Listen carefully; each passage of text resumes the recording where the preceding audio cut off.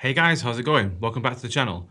For anyone that's new here, my name's OwenAlec, and on this channel I do everything drum related. That includes drum covers, tutorials, gear reviews, tips and advice just like this. So if that sounds like something you're interested in, please do consider subscribing, hit the like button, all that good stuff because it really helps the channel.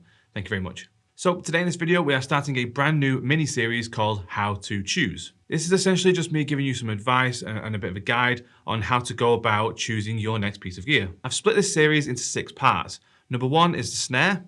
Number 2 is the drum kit. Number 3 is the cymbals. Number 4, hardware. 5, accessories. And then 6 is the drum bags. Now, normally you would consider drum bags to be part of the accessories, but there's a lot of information when it comes to drum bags, so I've put that as its own episode.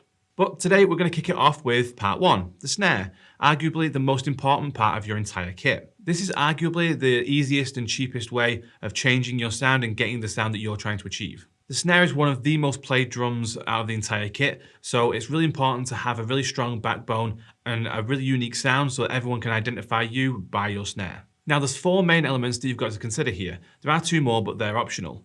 Number 1 is, what is the sound that you're trying to achieve? Are you wanting something that's super crisp, really high end, and just this massive smack that's going to cut above, say, really distorted guitars? Or are you looking for something that's a bit lower tuned? Something that sounds really nice and fat with a really nice low end thud that's going to sit amazingly in the pocket. Or maybe you're looking for a nice all-rounder, something that you can tune up really high but also sounds really good tuned low. Deciding now on the sound that you're trying to achieve is absolutely crucial because it's going to affect the rest of the steps. The second thing would be to look at sizes. Now this is really crucial because if you're looking for a nice chunky fat sound, you're going to want a snare that's a lot deeper. Now typically in my experience, people who want a nice chunky fat sound have gone for like a 14x7 or a 13x7, 13x8, that kind of sort of sizes. But if you are looking for a sharp and snappy sound, you might want to go for something like a 13x5 or even a piccolo snare. The third thing to consider would be budget. Now, this is really important because if you've got a budget of say £100 or $100, you're not necessarily going to get the best snare and you're not going to have many options. But if you have the option of bumping that up to say 500, you then have many more options and you can be really picky and choosy about the type of snare that you get. That being said, if you are in the middle at the moment around about 250, 300, I would strongly recommend just holding off a little bit longer, save up a bit more money, because the next bracket that you go to, like that 400 and 500, the quality of the snares just goes up exponentially. And then 500 plus, you start getting into the realms of custom snares. So then you can be as picky as you like about your snares. And then the fourth thing to consider would be materials. Now obviously this does tie into budget as well, but then if you're wanting a very specific sound, so something that's really nice and open and loud and just really in your face, go for something like maple perhaps. If you want something that's a little bit more controlled, a little bit warmer sounding, go for birch. There's plenty of reviews and tests and ABs and all this kind of stuff on YouTube. So just type in birch versus maple snares and you'll kind of get a feel as to what the difference is between the two. My personal preference recently has been birch. I just love the sound of it. It's really nice and warm and controlled, but you can still get a really nice tone out of it. That, and they're also super easy to tune. So the first of the 2 optional extras would be drum heads. Another super and easy way to change your sound and update your sound is to change your heads. Now, typically when you get a snare, it's going to have factory heads, whatever the factory deems appropriate for that particular snare. If it's really cheap, then it's just going to be essentially just something that makes a sound. Whereas the higher end stuff should already have decent heads on. Personally, I go for Evans heads. I just think they're the best, but I know a lot of people that really like Remo, Aquarian, Code heads. So just pick your poison. And then lastly would be snare wires.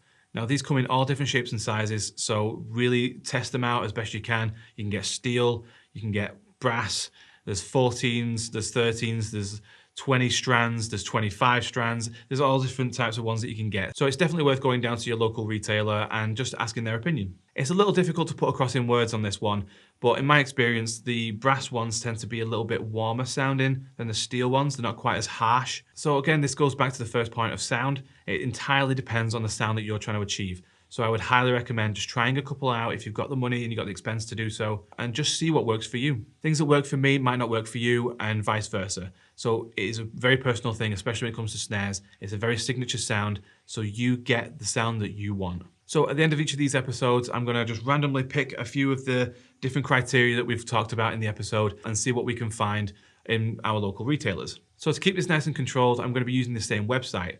This is Nicole McBrain's Drum1, which is located in Manchester. So the elements that I've gone for here would be, the sound would be chunky and fat.